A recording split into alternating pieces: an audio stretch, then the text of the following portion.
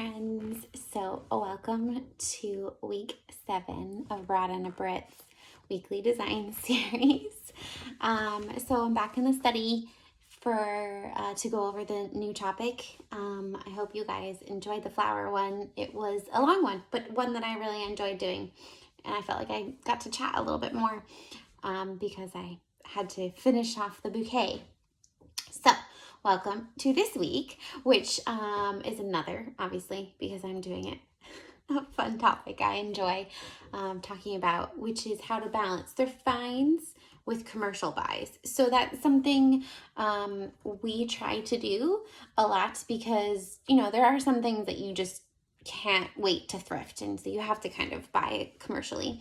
And then there are some things that are really great to try to thrift and are you know, have better qualities as thrifted items as opposed to commercial. So I kind of wanted to go over this.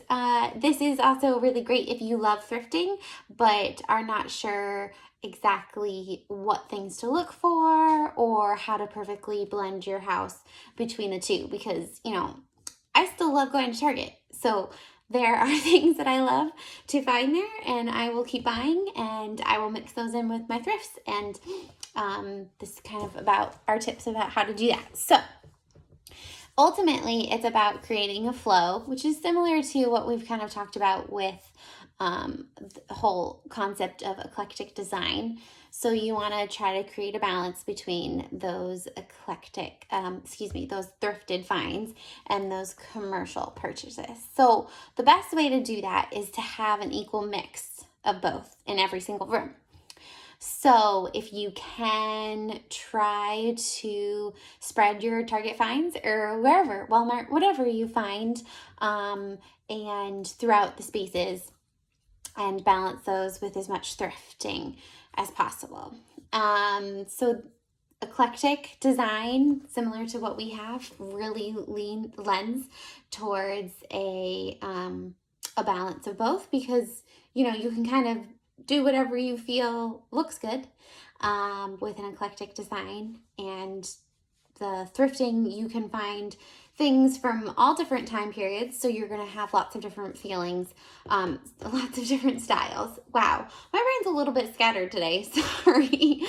And then another kind of really important part is that it's going to take time, because thrifting, as many people who are thrifters know, or antiquers, or whatever you want to label yourself or not label yourself, can take time to find the right thing. So try to be patient if you are waiting for a particular thrifted item. Trust me, I understand. It's not easy to be patient when you have this one thing that you want to find, similar to our snug drapes, which we finally found something last weekend that is going to work. And I love them. They make the space so snuggly and cozy. But it took time, months of searching, especially for the right colors and things like that. So that kind of leads right into my first tip, which, surprise, surprise, is about a color palette. I would have never thought that I would have talked this much about a color palette, because it was not something that I really forced on myself until I started thinking about how to help other people design their house in a similar way as ours. So color palette, keep that in mind when you're looking at thrift purchases and commercial buys. So if you love something in Target or whatnot, wow, throwing that name out there a lot. So if you find something in a commercial big box store, Hobby Lobby, wherever, that you love, but that's not in your color palette, it will be probably easier to try to find something. They might have other colorways. Always look for that. And so hopefully you can find that. And if not, try to pass. Try to stay on things that are in your color palette. If you love it, then I always say just go for it. You'll find space for it, but it's a good rule of thumb to keep going.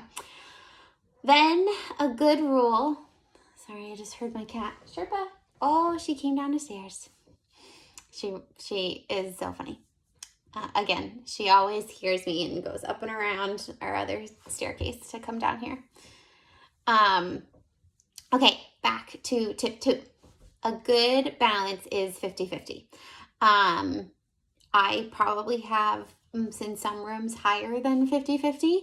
Our bedroom is probably the highest commercial buy room that we have, because we have our bed and then our 2 side tables. Those are both commercial buys, but everything else I try to thrift.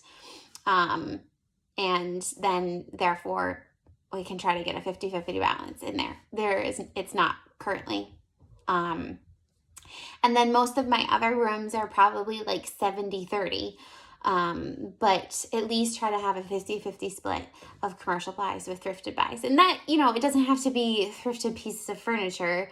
It can be 50-50, all of your furniture is commercial buys, and then a lot of your knickknacks or blankets or drapes or all of those kind of things.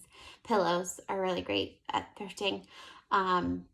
You can add those. So, it just kind of goes with the feel of the room is 50-50, but you don't have to have half of your items only be thrifted and half of your items. I hope that makes sense.